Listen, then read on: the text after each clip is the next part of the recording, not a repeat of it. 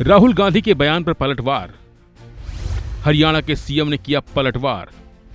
कहा, राहुल गांधी के बयान में नजर आता है बचपना।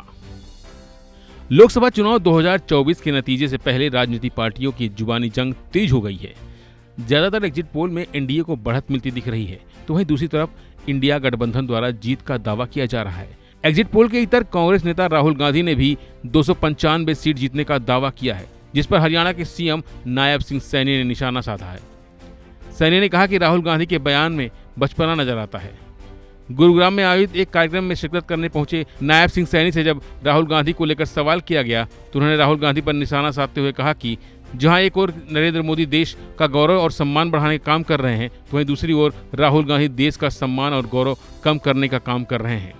एग्जिट पोल पर उन्होंने कहा कि अधिकतर एग्जिट पोल में एनडीए को 400 सीटें मिलती हुई नजर आ रही हैं और एग्जिट पोल चुनाव के नतीजों में तब्दील होगा। देखिए, राहुल जी बचपना की बातें करते हैं और वो अभी भी उनमें सिंसियरिटी नहीं है। देश के लोग मोदी जी ने जो काम किए हैं, ये भी उनकी बचपने की बात है कि मोदी जी लगे हुए हैं पूरी दुनिया में भारत का सम्मान गौरव बढ़ाने के लिए, और राहुल गांधी साहब लगे हुए हैं भारत के सम्मान गौरव को कम करने के लिए पूरी दुनिया में।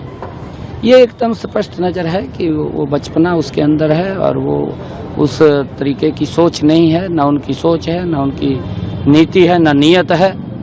और मोदी जी के पास नीति भी है, मोदी जी की नीयत भी है, और इस देश को ऐसा नेतृत्व पूरे देश को मिला है जिससे कि दुनिया के अंदर ऐसा नेतृत्व नहीं है जो हमारे पास है, भारत के पास है नरेंद्र मोदी जी के रूप में। और जो आदरणीय प्रधानमंत्री जी का संकल्प है कि हमने भारत को विकसित राष्ट्र बनाना है, तो उसको लेकर के आदरणीय नरेंद्र मोदी जी इस भारत को विकसित राष्ट्र बनाएंगे। दरअसल हाल ही में राहुल गांधी ने एग्जिट पोल पर अपनी प्रतिक्रिया दी थी। इस दौरान उन्होंने सिद्धू मूसेवाला के गाने का जिक्र करते हुए कहा था कि सिद्धू मूसेवाला का गाना है 295, हम 295 सीटें जीतेंगे।